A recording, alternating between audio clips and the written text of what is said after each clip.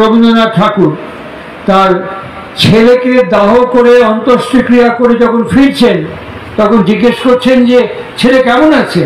খুব নির্লিপ্ত অনাসক্তভাবে উত্তর দিলেন, ওকে ওর মায়ের কাছে রেখে এলো, আমার ছেলেকে তার মার কাছে রেখে এলো। কোনো শোক নেই কিন্তু যন্ত্রণা ছিল, কোনো ব্যথা নেই কিন্তু কষ্ট ছিল। ঠাকুর অনুকূল চন্দ্র তার জীবনে তার অত্যন্ত আদরের কন্যা, অত্যন্ত স্নেহের চেষ্টা কন্যা, অত্যন্ত প্রিয় কন্যা, যাকে তিনি বেনারস থেকে সংস্কৃতজ্ঞ করবেন বলে স্থির করে সিদ্ধান্ত নিয়েছিলেন, তার বিবাহের সময় যখন প্রতিক্রিয়া যাত্রা করছেন পিতৃগৃহ থেকে, তিনি বারবার অ্যালার্ট করছেন। বিয়ে দিতে তিনি রাজি ছিলেন না, তারপরেও যখন পারিবেশিক চাপে বিবাহ হলো, তিনি তার সহধর্মিনীকে বলছেন, বলে দাও ওর যেন ছাওয়াল পাওয়াল না হয়। এই যে বিরিঞ্চিদা কিছুক্ষণ আগে বলছিলেন শ্রীকৃষ্ণের কথা, অভিমন্যু চলে যাবে এটা শ্রীকৃষ্ণ জানতেন। শ্রীকৃষ্ণ জানতেন না তা নয়, কিন্তু বাবা হিসেবে অর্জুনের এবং বোন হিসেবে সুভদ্রার যে শোক, সে শোক কিন্তু আমরা পুরুষোত্তম শ্রীকৃষ্ণের মধ্যে দেখতে পাইনি।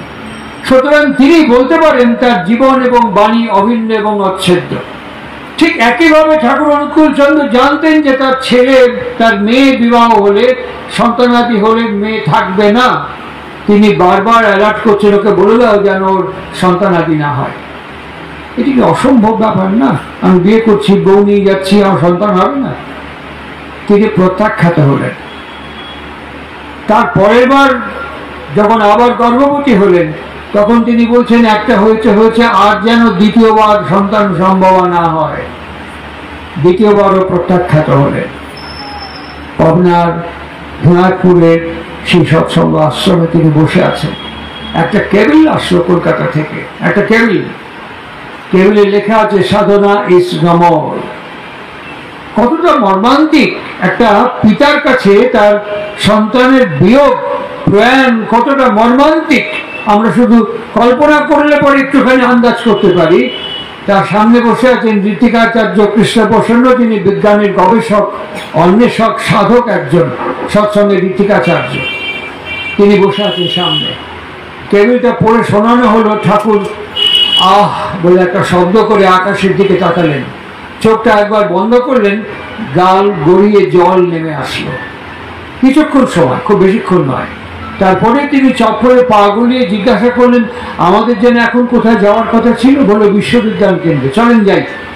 দ্রুত গতিতে হাঁটতে হাঁটতে চলে গেলেন। আমরা তাকে শোক স্পর্শ করতে দেখিনি, যেমন পুরুষোত্তম শ্রীকৃষ্ণকে দেখিনি অভিমন্যুর প্রয়াণের পর মামা হিসেবে শোক জ্ঞাপন করতে। ঠিক তেমনই বর্তমান যুগ পুরুষোত্তম একইভাবে তার কন্যা প্রয়াণের পর তাকে শোক জ্ঞাপন করতে দেখিনি। কষ্ট পেয়েছে, যন্ত্রণা পেয়েছে। এই সত্যটা রবীন্দ্রনাথ ঠাকুর অনুভব করতে পেরেছিলেন, আর পেরেছিলেন বই অনুভূতি দিয়ে তিনি বলেছিলেন, যাহা কিছু সব আছে আছে আছে। শুধু এটুকু বলেননি, এই যাহা কিছু সব আছে আছে আছে এই বোধের সিঁড়ি বেয়ে উত্তরণ ঘটাতে গেলে পরে রবীন্দ্রনাথ ঠাকুর তার শান্তিনিকেতন পর্বের গ্রন্থের মধ্যে বলছেন, আমাদের যেমন দৈনন্দিন চাওয়া এবং পাওয়া আছে, যিনি স্রষ্টা তাকেও প্রত্যেক দিন কিছু দাও, এবং সে দানটা হবে নিভৃতে, গোপনে, কেউ জানতে পারবে না। তোমার একান্ত ভালোবাসার কিছু দান তুমি নিঃশর্ত ভাবে তাকে, অপ্রত্যাশী ভাবে তাকে প্রেরণ করো। উইলিয়াম জেমস এই একই কথা বলেছেন।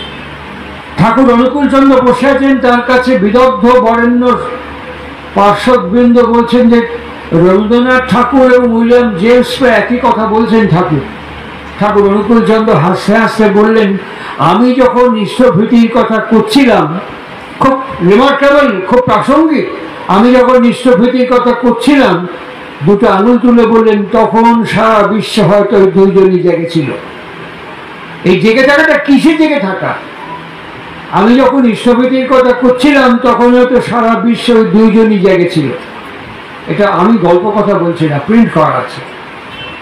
তাহলে জেগে থাকা মানে কিসে জেগে থাকা? কেমন করে জেগে থাকা? প্রিয়াসী তার মাধুর্যমণ্ডিত লীলায়িত জীবনে হলে বুঝতে পারবো না জেগে থাকা কেমন। সৎসঙ্গের অন্যতম বরিষ্ঠ ব্যক্তিত্ব, যার সাথে বিরঞ্চিদা আমাদের দীর্ঘদিনের সঙ্গ করা সম্পর্ক।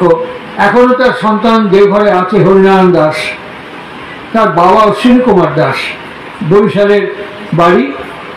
তিনি একজন জ্যোতিষীকে দেখালেন, জ্যোতিষী বললেন আপনার দুটো পুত্রের মধ্যে একজন চলে যাবে। সে কি? হ্যাঁ, একমাত্র উপায় হতে পারে যদি কোনো সৎ ব্রাহ্মণকে সন্তান দান করতে পারে। ঠিক এই কথা শোনার পরপরই হরপ্রসন্ন মজুমদার, সর্বক্ষণের ঋত্বিক দেবতা, তিনি ওখানে গিয়ে হাজির হয়ে যাজন করছেন অশ্বিনী কুমার দাসকে। বলতেন যে আপনাকে তো বলেই দিয়েছে কোনো সৎ ব্রাহ্মণকে দীক্ষা নিন এবং ঠাকুরকে ছেলেকে নিয়ে গিয়ে দান করে দিন। তার নাম জ্যোতি দাস, হরিনারায়ণ দাস, জ্যোতিনারায়ণ দাস।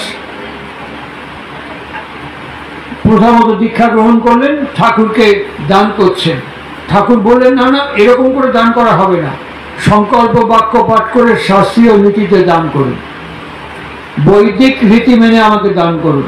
একদম বৈদিক শাস্ত্রীয় নীতি মেনে জ্যোতিনারায়ণ দাসকে ঠাকুর অনুকূল চন্দ্রের কাছে তার বাবা অশ্বিনী কুমার দাস দান করে দিলেন এবং আশ্বস্ত, ছেলেটা বেঁচে গেল, ছেলে আর মরবে না। একদম নিশ্চিন্ত, ভীম কর্মী হয়ে তিনি ছুটে বেড়াচ্ছেন। তার জ্যোতি, সেই ছেলেটি মারা গেল, আকস্মিকভাবে মারা গেল। অশ্বিনী কুমার দাস তিনি ঠাকুরের ভক্ত, তিনি ঠাকুরের শিষ্য, তিনি ঠাকুরের ঋত্বিক দেবতা। তিনি সরাসরি এসে ঠাকুরকে প্রশ্ন করছেন, আমাকে জ্যোতিষী বলেছিল যে বেঁচে যাবে যদি সৎ ব্রাহ্মণকে দান করতে পারেন। আমি আপনার দীক্ষা নিলাম, আপনি সৎ ব্রাহ্মণ, আপনার কাছে দান করার পর আমার সন্তান বিয়োগ হলো কেন? একদম সরাসরি প্রশ্ন। আর ঠাকুর অনুকূল চন্দ্র এরকম ভক্ত পরিবেষ্টিত হয়ে আছেন। ঠাকুর অনুকূল চন্দ্রের কথাটা যেন কানে শুনেও শুনতে পাচ্ছেন, কোনো গুরুত্ব দিচ্ছেন। আর শিষ্য হিসেবে অশ্বিনী কুমার দাস এক নাগার চিৎকার করে কান্নায় চোখে জল ফেলে হামাগুড়ি দিচ্ছেন এবং মাথা পাঠাচ্ছেন, মাথা ঠুকছে। একসময় ঠাকুর অধৈর্য হয়ে জোরে ধমক দিয়ে বললেন থাম। থেমে গেল, অশ্বিনী কুমার দাস থেমে গেল। থেমে যাওয়ার পর বলতেন, আমার ছাওয়াল করছিস কে? তুই আমার দান করেছিস, তুই না বৈদিক রীতি মেনে শাস্ত্রীয় নীতি মেনে তোর ছাওয়ালকে আমাকে দান করেছিস কিনা? অশ্বিনী কুমার দাস এই উত্তরটা জানে না, তখনও তিনি বাবা বলে মনে করছেন। আরে আমি যদি কিছু দান করি ওটাকে আমার, আমি যদি কোনো কিছু দান করি ওটাকে আমার রাইট থাকে তার উপরে। অশ্বিনী কুমার দাস এবার বাস্তবের মাটিতে অনুভূতিতে ফিরছে, তত্ত্ব জানে, সব জানে, এবার অনুভূতির জগতে ধীরে ধীরে ফিরছে। ফিরতে ফিরতে বলছে যে হ্যাঁ কি না কর, আমার দান করেছিস কিনা? বললে হ্যাঁ দান করেছি। তাহলে তোর ছাওয়াল করছিস কেন? তুই কি মনে করিস এতটুক পৃথিবী? তুই কি মনে করিস এতটুক জগৎই জগৎ, এর বাইরে কিছু নাই? আমি কি সরাসরি হেরিয়ে বসে কাম করি? কথাগুলো আজকে রিমার্কেবল, আজকে প্রাসঙ্গিক। তুই কি মনে করিস এতটুক পৃথিবী, এতটুক জগৎই জগৎ, আমি সারা এখানেই বসে থাকি? আমার মাল, আমার সম্পত্তি যখন যেখানে খুশি সেখানে পাঠাই দেব, যেখানে দরকার পড়িতে সেখানে পাঠাই দিচ্ছি, তুই ঠিক করে রেখা দিস কেন? এক মুহূর্তে অশ্বিনী কুমার দাসের শোককে তিনি হরণ করে নিলেন, শোকগ্রস্ত হতে গেলেন।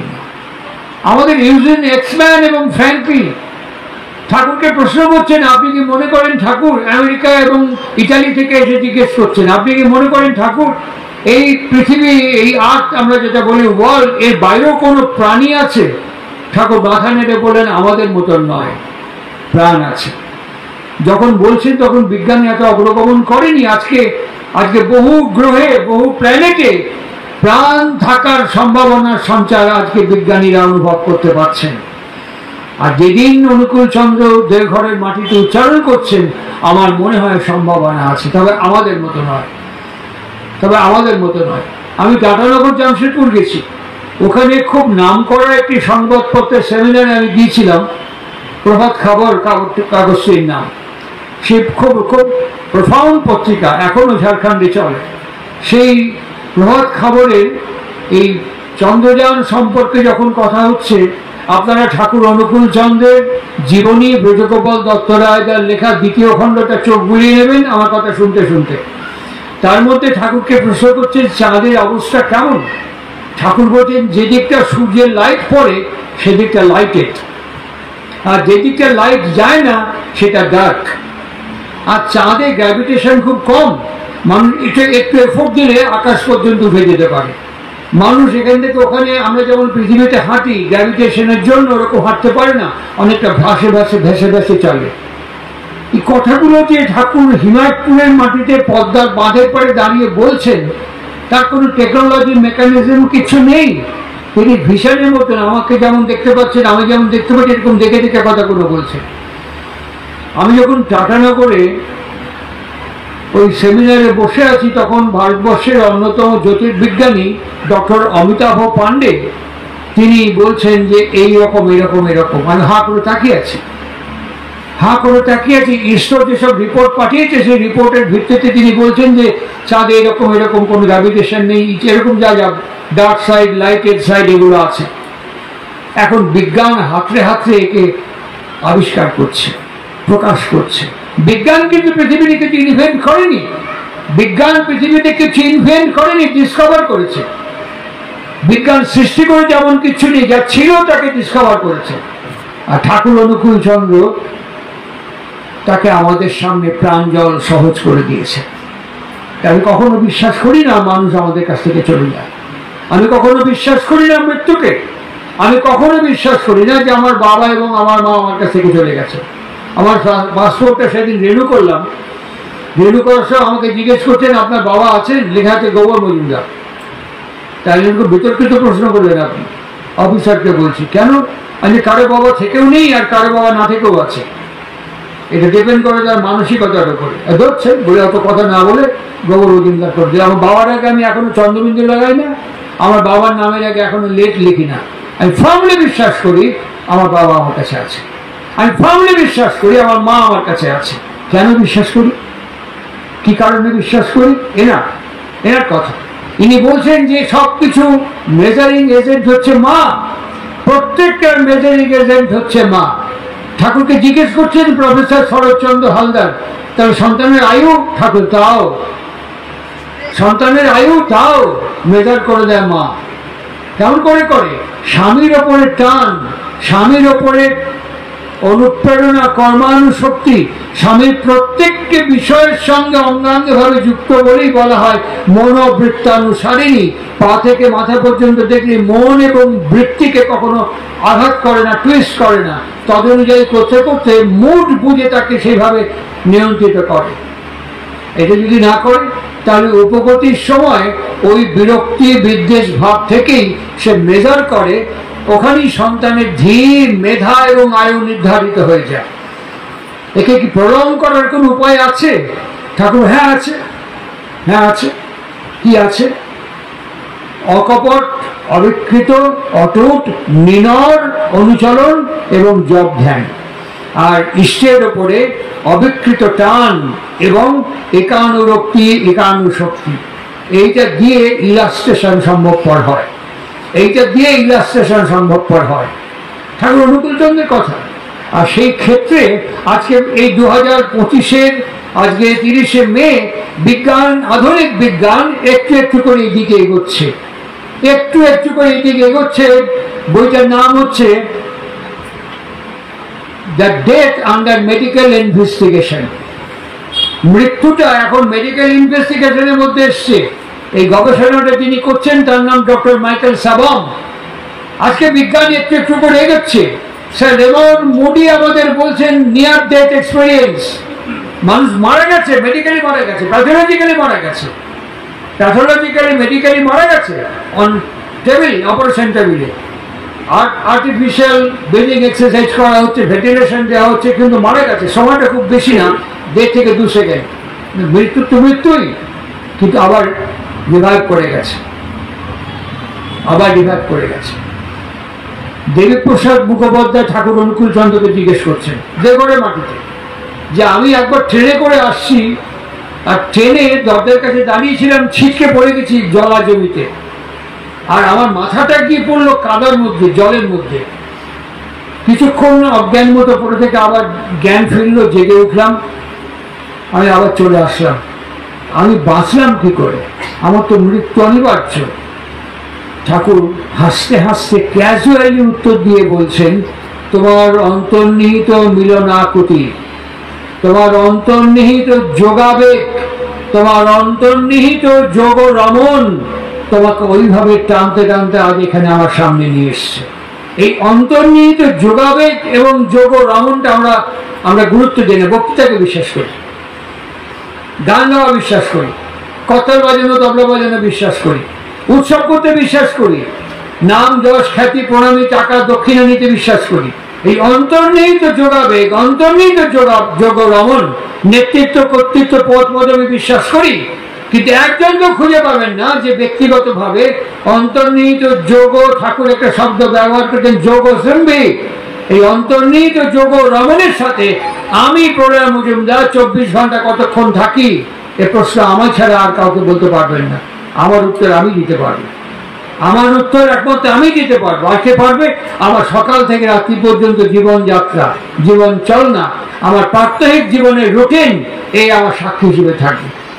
সুতরাং আজকের এই প্রেক্ষাপটে দাঁড়িয়ে থেকে শান্তি সহধর্মিনী যে চলে গেছে একজন বেলেবেট, ঠাকুরকে মাঝে মাঝে দেখেছি দেওঘরে। আমি সেদিন দেওঘর গিয়েছিলাম 50 বছর বাদে 29 এপ্রিল। আমি সেদিন দেওঘর গিয়েছিলাম, আমি সেই জায়গাটা দাঁড়িয়েছিলাম পার্লার ঘরের সামনে। ঠাকুর ওইখানে দাঁড়িয়ে বলছেন, আমি চোখে দেখেছি, ঠাকুর বলছেন হা করে। হঠাৎ আমার বাবার দিকে তাকে বললেন, তুই কখন এলি? বাবু কি কথা, তার আগে আপনি কনে গেছিলেন? সারা 45 মিনিট বিতায় গেল, আপনি এখন করছেন কখন এলি? আপনি কনে গেছিলেন সেই কথা কন। জ্যোতি আশ্রমের দিকে তাকিয়ে ঠাকুর বলছেন, আমার মা। ঠোঁটটা কাঁপছে, গালের মাসেলগুলো থপ করছে, চোখ দিয়ে ঝরঝর করে জল নামছে, বলছে আমার মা আমার দেখে ফেরাইছিল। এইটুকু বলে আমার যেন মনে হলো। তিনি কখনো বিজ্ঞান ভিত্তিক ছাড়া কোনো কথা বলেননি। তিনি বলেন আমার যেন মনে হলো। প্রফুল্ল কুমার দাসের কথা বললেন আমাদের বিরিঞ্চিদা। প্রফুল্ল কুমার দাস আমার সাথে সেদিনকেই দেখা হলো Manilal Chakraborty 30 April.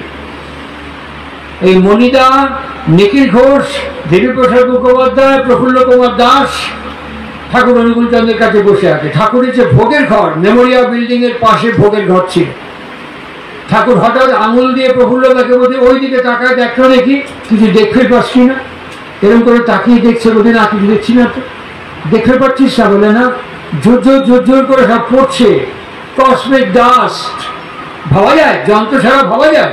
Cosmic dust ঝুরঝুর করে পড়ছে, তুই দেখতে পাচ্ছিস না? সবাইকে ডাকলেন, সবাই দেখলেন, দেখে বলছে না দেখতে পাচ্ছি না। ঠাকুর বাঁ হাতটা বাড়িয়ে দিয়ে বললেন, আমার ঘর। এবার প্রফুল্ল কুমার দাস ধরল, হ্যাঁ দেখতে পাচ্ছি। কেমবা দেখবে? কত দেখি? বলে অনেকটা মাইকার মতন ওপর থেকে শালিকের ভেতর দিয়ে, চড়ার ভেতর দিয়ে, গাছের পাতার ভেতর দিয়ে মাটির মধ্যে ডুবে যাচ্ছে। দেবীদা বললেন, আমি তো দেখবো। প্রফুল্ল ঘর এরকম করতে করতে সবাইকে ধরে সেদিন প্রত্যক্ষ করলো যা আছে। আমি গল্প কথা বলছি না, প্রিন্ট করার কথা। আজকে ঠাকুর অনুকূল চন্দ্র কি সম্পত্তি! তিনি বলছেন, আমি এখানে যেমন আছি, আমি সেখানেও তেমন আছি। আমার বাবা জিজ্ঞেস করেছিলেন, এখানে তো দিব্যি মমতার গল্প সল্প করতেছি, যখন আপনি থাকবেন না, বুড়া হয়ে গেছেন, যখন আপনি থাকবেন না, তখন এই মমতার কেম্বা জমবে কন? ঠাকুর হাসতে তুই করস কি? এরও জেম্বা হচ্ছে, হলেও অম্বাই হবেনি। একদম পরিষ্কার কথা তিনি বলেছেন, এখানে জেম্বাই হচ্ছে, ওখানেও অম্বাই হবেনি। এছাড়া থামানো যাবে না। কি দিয়ে থামাবো? কেমন করে থামাবো? দৈনিক যোগ রমণ, দৈনিক যোগ বৃত্তি। আপনি আশ্চর্য হবেন শুনলে পরে। আমরা সবাই কি বলি, যারা সহধর্মিনী মনোপ্রত্যানুসারী, আমার স্মৃতি যেন ঠিক থাকে, আমি যেন সদব অবস্থায় চলে যেতে পারি। আমি জীবনে একবার এখনো পর্যন্ত একবার একজনের মুখে শুনেছি সহধর্মিনী পুজো নিয়ে আসছে শ্রী বড়মার কাছে। ঠাকুরের কাছে এসে তিনি বসলেন, ঠাকুরের চৌকির ওপরে বসেই বলছেন, আজ আমি তোমার কাছে একটা জিনিস চাবো, দেয়া লাগবে। ঠাকুর একটুখানি এগিয়ে গিয়ে বলছেন, কি কও বড় বউ? না, আগে তুমি 3 করে কও দেবা, তারপরে কব। আর কি দেবো সেটা তো কবা না, আগে তুমি 3 করে কও আমার দেবা, তাহলে আমি কব। ঠাকুর কিছুক্ষণ বড়মার দিকে এরকম তাকিয়ে থেকে ঘাটটা কাজ করে দিয়ে বললেন, কথা দিয়া। বড়মাকে চাইলেন জানেন? বড়মা চাইলেন, আমি চাই আমার আগে তুমি চলে যাও। কোন নারীর মুখে শুনেছেন? কোন সধবা মানুষের মুখে শুনেছেন? তিনি বলছেন, আমি চাই আমার আগে তুমি চলে যাও, আমার আগে তুমি চলে যাও। ঠাকুর বিস্ময়ের চোখটা বড় করে বড়মার দিকে তাকাচ্ছেন। বড়মা বলছেন, মেয়ে মানুষের প্রাণ কচ্ছপের চেয়েও কঠিন, সামলায় নিবে পারে সব। গায়ে হাত বোলাচ্ছে ঠাকুরের। মেয়ে মানুষের প্রাণ কচ্ছপের চেয়েও কঠিন, সব সামলায় নিবে পারে। শোক, দুঃখ, তাপ, কষ্ট, যন্ত্রণা, ব্যথা, জ্বালা, দুঃখ সব সামলায় নিবে পারে। পুরুষ মানুষ অত পারে না, অগোছালো হয়ে পড়ে, অগোছালো হয়ে পড়ে। তোমার কখন কি দরকার আমি উঠতে পারি না, বিছানায় শুয়ে থাকি। তিতিরিক দিয়ে আমি খবর নিই, দেখা গা ঠাকুরের খাওয়ার পর, ভোগের পর কাপড় ধোয়া হয়েছে কিনা। এখনই দেখা গা ধীরেন ভুকিয়া নন্দক্ষয়াটা চাদর রেডি আছে কিনা। ভোগের পরপরই ওই খুকির চকিতে এসে বসবো, তখনই চাদর পাল্টা দেওয়া হবে না। শিগগিরই জিজ্ঞাসা করে গা যে ওই তামাক ডলা হয়েছে কিনা, এখনো পানির খিলি কমলা লেবু দিয়ে তৈরি করা হয়েছে কিনা, খোসা দিয়ে, লবঙ্গ দিয়ে, সুপুরি দিয়ে, তোমার তামাক ঠিক আছে কিনা। এখনো শুয়ে শুয়ে খোঁজ খবর রাখি। আমি যদি না থাকি তোমাকে এসব দেখবে কিনা। কাকে বলে প্রেম, কাকে বলে ভালোবাসা? এটি কি মরে যায় নাকি? এটি কি শেষ হয়ে যায়? কখনো শেষ হয়। তারপরে বড়মা বললেন, আর একটা কথা দেয়া লাগবে। কি? তুমি চলে যাওয়ার পর, তোমার সমস্ত কাজকর্ম শেষ হওয়ার পর, ঠাকুরের গায়ে হাত দিতে দিতে হাত দুটো ধরলেন, ধরে বললেন, আমার আর বেশি দিন এখানে থালায় রাখো না। তুমি আর সমস্ত কাজ সম্পন্ন হওয়ার পর আমি যেন চোখে দেখে যাবে পারি সব নিখুঁত হলো কিনা, তারপর আমার আর এখানে থালায় রাখো না। আমি থাকতে পারবো না তোমার ছাড়া। ঠাকুরের চোখটা কান্নায় থরথর করে ভাসছে, চোখ দিয়ে জল পড়ছে। আঙুল টেন করে তুই সবার দিকে তাকিয়ে দেখেছিস, দেখেছিস বড় বউ আমাকে এইটুকু ভালোবাসে, বড় বউ আমাকে এইটুকু ভালোবাসে। আর ঠাকুরের চোখ দিয়ে জল পড়ছে, বড়মা চোখ দিয়ে জল পড়ছে। ঠিক তাই 1970 সালের 26শে জানুয়ারি ভোর রাত্রে ঠাকুর গেলেন, কাজ হয়ে গেল। 71 সালের বুদ্ধ পূর্ণিমায় বড়মা চলে গেল। একদম ঠিক তাই। বেশিক্ষণ সময় নেয়নি, বেশিক্ষণ সময় নেয়নি। একে বলে দাম্পত্য সম্পর্ক, একে বলে ভালোবাসার সম্পর্ক। আমাদের ভালোবাসা শরীরমুখী, সম্পত্তিমুখী, বিষয়মুখী ভালোবাসা। এই ভালোবাসা দিয়ে তাকে আন্দাজ করা যায় না, একে অনুভূতির মধ্যে আনা যায় না। তাই আমি বিশ্বাস করি না যে শান্তি এবং শান্তির বউ তাদের মধ্যে বিয়োগ ঘটেছে। বিশ্বকবি রবীন্দ্রনাথ ঠাকুরকে বলছেন, আপনার সন্তান চলে গেল, আপনি কবিতা লিখছেন। রবীন্দ্রনাথ বলছেন যে তা কি করবো, কি করবো মানে আপনার সন্তান বিয়োগ হলো। তিনি হাসি মুখে তাকিয়ে বলছেন, আমি তো জীবনে বিয়োগ জানিনি। আর বিয়োগ জানেন না, কাব্য করছেন আপনি। তখন সরাসরি উত্তর দিয়ে বলেন, আপনি আমার সঙ্গে এই ঘরের সামনে দাঁড়িয়ে কথা কইছেন, আপনি আমার থেকে সবসময় থাকবেন না। এ ঘর থেকে ওপরে চলে গেলে পরে তখনই যদি আমাকে কেউ জিজ্ঞেস করে, আপনার সামনে এতক্ষণ যিনি কথা কইছিলেন তিনি গেলেন কোথা, আমি তাকে বলবো, হ্যাঁ তিনি আমার সঙ্গে কথা বলছিলেন বটে, তবে আমার সামনে এই ঘরে এখন নেই, খুঁজে দেখুন এ ঘরে, ও ঘরে, সে ঘরে, অন্য কোনো ঘরে আছে। এই লোক বলতে পারি যা কিছু সব আছে আছে আছে। এই অনুভূতিটিকে অর্জন করার নামই হচ্ছে ধর্ম। এই অনুভূতি দিয়ে সবকিছুকে জানা হচ্ছে সংসার করা। এই অনুভূতি দিয়ে বিবাহ সম্পন্ন করার নাম হচ্ছে বিবাহ এবং দাম্পত্য সম্পর্ক। এই অনুভূতির উপরে আগামী সন্তান প্রজন্মকে নামিয়ে নিয়ে আসা হচ্ছে প্রজনন বিজ্ঞান। এর নাম হচ্ছে শিক্ষা, এর নাম হচ্ছে দীক্ষা, এর নাম হচ্ছে তপশ্চর্যা। আমরা দীক্ষা নিতে আপত্তি করি। আমার তো সেদিনকে আমি এক কোথায় গিয়েছিলাম, বলে আমার তো মনে হয় সবাই দীক্ষিত। কেউ দীক্ষা নেয়নি হয়তো অনুকূল ঠাকুরের, কিন্তু প্রত্যেকেই প্রত্যেকের মতো দীক্ষিত। দীক্ষিত, হ্যাঁ প্রত্যেকেই দীক্ষিত। আপনার ডিকশনারি খুলুন, ডিকশনারি খুলুন, খুলে দেখুন দয় দীর্ঘই ক্ষয় হসন্ত দিক মানে হচ্ছে গতি। এখানে যে কটা লোক আছে হেঁটে হেঁটে তো বাড়ি থেকে এসছে প্রত্যেকে, গতি না থাকলে হাঁটলেন কি করে? তারপরে হচ্ছে শক্তি, এই শক্তি না থাকলে এ পর্যন্ত উঠলেন কি করে ছাদের উপরে 3 তলা?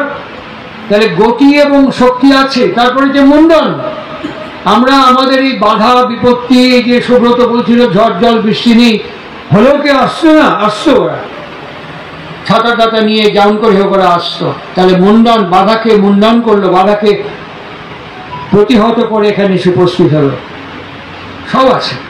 তারপরে হচ্ছে সমন্বয়, এটা নিয়ে। তারপরে আছে দক্ষতা, এটা নিয়ে। তাই তিনি বাণী দিয়ে বললেন জীবন আছে কিন্তু জেলা নেই, দীক্ষা আছে কিন্তু দক্ষতা নেই। এটা আশ্চর্য ব্যাপার, অত্যন্ত আশ্চর্য ব্যাপার। আমি এই যে মাধুরী এখানে আছে, ওর মেয়ে জামাই রাঁচিতে বিড়লা ইনস্টিটিউট অফ টেকনোলজিতে মাঝে মাঝে যাই, সেমিনারে নিয়ে যায় ওরা আমাকে। তো ওরকম একটার পর একবার গেছি কোনো সময়, গিয়ে কোনো এক ফ্যাকাল্টির বাড়িতে, সেখানে গল্প করছি, কথা বলছি, করতে করতে বললাম এই তুমি একটু কফি খাওয়া তো। কি হলো? পারি না। একটা কেমিস্ট্রি ডক্টরেট, সে বলতে পারি না। পারো না? চা করো? পারি না। পারো না? তুমি চা কফি খাও না? বলে হ্যাঁ খাই। একটু ওয়েট করুন। আমি বলছি কি করে এনে দেবে তুমি, কি করে করবে? Home delivery. আমি তো রান্না বান্না করো না? Home delivery. বিশ্বগত পরিষ্কার করো না? Urban club. টাকা দিয়ে দিই, ক্লিন করে দিয়ে চলে যায় ঝকঝকে টকটকে। আমি তো হাঁ করে তাকিয়ে ভাবলাম এদের বাড়িতে বর্তমান পৃথিবীতে হোম ডেলিভারি আসবে, যে আমার বংশকে রক্ষা করবে, আমার আর্য কৃষ্টি থাকবে না, আমার আর্য মাহাত্ম্য থাকবে না, আমার দেশাত্মবোধ থাকবে না, আমার চেতনা থাকবে না, আমার বাবা মা কাকে বলে, বাবা মা আছে না নেই সেসব কোনো খোঁজ থাকবে না। আমি কটক মেডিকেল কলেজে গেছি, মেডিকেল কলেজে রিউনিয়নে গেছি। সেখানে গিয়ে আমি জিজ্ঞেস করছি, যখন ঠাকুরের কথা বলছি, ঠাকুরের নাম করিনি, এই বিষয়গুলো বলছি, নতুন সদ্য MBBS পাস করা একজন ওখানকার, স্যার আপনি হাওয়ার ওপরে কথা বলছেন, মাটির ওপর দাঁড়িয়ে কথা বলুন। Thank you, thank you doctor, thank you. I firmly believe matter mother এবং মাদারের সঙ্গে ওতপ্রোত সম্পর্ক। ম্যান, ম্যাটার, মাদার, এর মধ্যে অন্তর্নিহিত রিলেশন আছে। আচ্ছা, আপনি তো MBBS পাস করেছেন, আপনি যখন এইটুকু ছিলেন, আপনার মা বুঝতে পারতো খিদে পেয়েছি কিনা, পেছাব করেছেন কিনা, হেগে ফেলেছেন কিনা বিছনায়, আপনার শরীর কেমন, আপনাকে দেখে আপনার মা বুঝতো। আপনার মা তো কোনো মেডিকেল কলেজ থেকে ট্রেনিং নেয়নি, কোনো নার্সিং কোচিং থেকে ট্রেনিং নেয়নি, সে লেখাপড়া জানেই হোক না জানি হোক, সে প্রথমে একবার মা হয়েছে বুঝে গেছে, ছুটে যাচ্ছে। আপনি তো এখন ডক্টর, আপনি এখান থেকে বলুন তো আপনার মা এখন কি করতে, জাস্ট এ মিনিট বলেন করে পকেটে হাত দিচ্ছে, মানে আচ্ছা মোবাইলে মাকে ফোন করে জিজ্ঞেস করবেন মা তুমি কি করছো। এর জন্য তোমাকে জন্ম দেওয়া দরকার ছিল না মায়ের, এর জন্য মা চাকর রাখতে পারতো, ওই আরবান ক্লাবের মতন আমার প্রোগ্রাম এই, তোমরা আমাকে এই সার্ভিস দিয়ে যাবে, টাকা দিয়ে দিতাম। এর জন্য সন্তানের প্রয়োজন হতো না। মা হয়েছে, আর মায়ের খবর, মা তোমাকে এত বড় করে তুলেছে, তুমি এখন ভারতবর্ষ, পাকিস্তান, বাংলাদেশ নানান বিষয়ে চর্চা করছো, রাজনীতি করছো, অথচ তোমার মা এবং তোমার বাবার বিষয় সম্পর্কে তুমি সেই অ্যাওয়ারনেস দেখতে পাচ্ছি। তুমি রাজনীতি করছো, দেশ ঠিক করার জন্য এগোচ্ছ, কিন্তু মা এবং বাবার প্রত্যেক মুহূর্তের মোমেন্টাম তুমি ভালো করে এখনো জানো না। মাকে ফোন করে জানতে হবে এই সন্তানের কি প্রয়োজন। এখন এই ঝাঁকে ভরে গেছে। আমরা গাছের আগাতে জল দিচ্ছি, আর ইনি গাছের গোড়াতে জল দিতে পৃথিবীতে আবির্ভূত হয়েছিলেন। জনন বিজ্ঞান, বিবাহ বিজ্ঞান, প্রজনন বিজ্ঞান এবং সংসার, বিবাহ বিজ্ঞানের সঙ্গে সংসার ধর্ম কি করে করা যায়, তা স্মৃতি তর্পণের সঙ্গে এতগুলো বিষয়ের সম্পর্ক আছে। এবং স্মৃতিকে স্মরণ করার মধ্য দিয়ে যে কৃষি এবং ইন্ডাস্ট্রি রিলেশন আছে, ঠাকুর অনুকূল চন্দ্রের কাছে না আসলে আমরা বুঝতে পারতাম না। শৈলেন্দ্রনাথ ভট্টাচার্য ঠাকুরকে জিজ্ঞেস করছেন, আপনি যেসব কথা হিমায়তপুর থেকে দেওঘর পর্যন্ত বলছেন, এই তো 5টা কথা, যাজন, ইষ্টভীতি, সস্তায়নী, সদাচার। এইসব কথার কোনো মূল্য আছে ঠাকুর বলেন তো দেখি। এখন গোটা ইউরোপ জুড়ে একটা প্রগ্রেসিভ মুড, একটা ইন্ডাস্ট্রিয়াল ট্রেন্ড, আপনি কি বলে যাচ্ছেন হিমায়তপুর থেকে দেওঘর। ঠাকুর ক্যাবলা চোখে বোকা ভাবে শৈলেন্দ্রের দিকে তাকিয়ে বললেন, তুই তো ডিকশনারি দেখ ইন্ডাস্ট্রিয়াল রুট কি। ঠাকুরের ওখানে স্কিটের উইলিয়ামস মনিয়ারের কার না অত লটস অফ ডিকশনারি আমি দেখিনি। সঙ্গে সঙ্গে দেবীপ্রসাদ মুখোপাধ্যায় গিয়ে ডিকশনারি দেখে এসে বললেন যে এটা ল্যাটিন শব্দ ইন্ডাস্ট্রি, এর রুট হচ্ছে স্ট্রুয়ার। ঠাকুর জিজ্ঞেস করছেন উইয়ের মানে কি, বলছে উইয়ের মানে two build up from within. আমি তো সারা আজীবন তাই করে আসছি, তুই ভেতর থেকে তৈরি না হলে ইন্ডাস্ট্রি করবি কি, তুই ভেতর থেকে তৈরি না হলে কৃষি করবি কি। তুই ভেতর থেকে তৈরি না হলে কাস্টমার হবে কি? তুই ভেতর থেকে তৈরি না হলে বিক্রেতা হবে কি? আজকে চেহারার দিকে তাকিয়ে দেখুন ভারতবর্ষে ঠাকুর অনুকূল চন্দ্রের কথা কিভাবে বাস্তবায়িত হয়ে দূরদর্শন দেখুন, সংবাদপত্র দেখুন, একই জিনিস দেখতে পাচ্ছেন, to build up from within.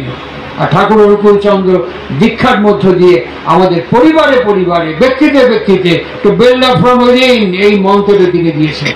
তুমি নিজেকে নির্মাণ করো। আমি যখন দীক্ষা নেই, আমার কাছে কেউ নেই। ঋত্বিক দেবতা তিনি জাস্ট পুরোহিত। যেমন বিবাহের সময় পুরোহিত থাকে, বিবাহ হয়ে গেল পুরোহিত বাড়ি চলে গেল দক্ষিণা নিয়ে, ঠিক ঋত্বিক দেবতা পুরোহিত তিনি সামনে থাকলেন, একদম ডাইরেক্টলি রিলেশন করিয়ে দিলেন আমার এবং আমার গুরু, আমার এবং আমার স্বামী, আমার এবং আমার প্রভুর সঙ্গে ডাইরেক্ট রিলেশন তৈরি করে দিলেন। এবার সেই মেয়ের দায়িত্ব এবং সেই পুরুষের দায়িত্ব সংসারকে রক্ষা করা। সেই দাম্পত্যের মধ্য দিয়ে সংসার রক্ষা হয়। ঠিক একইভাবে সৎসঙ্গ আন্দোলন এই কথাই বলতে চায়, আমি যখন দীক্ষা নিলাম, কোথায় কি হচ্ছে, কোথায় কি ঘটছে, কোথায় কি ঘটছে, এসব আমার ধর্তব্যের মধ্যে বিষয় নয়। আমার কর্তব্য বিষয় হচ্ছে আমার গুরু আমাকে আদেশ করেছে সেটা নিখুঁতভাবে আমি পরিপালন করব এবং আমার পরিবেশের মধ্যে বাস্তবভাবে তার সঞ্চালনা করবো। দিস ইজ সৎসঙ্গ আন্দোলন।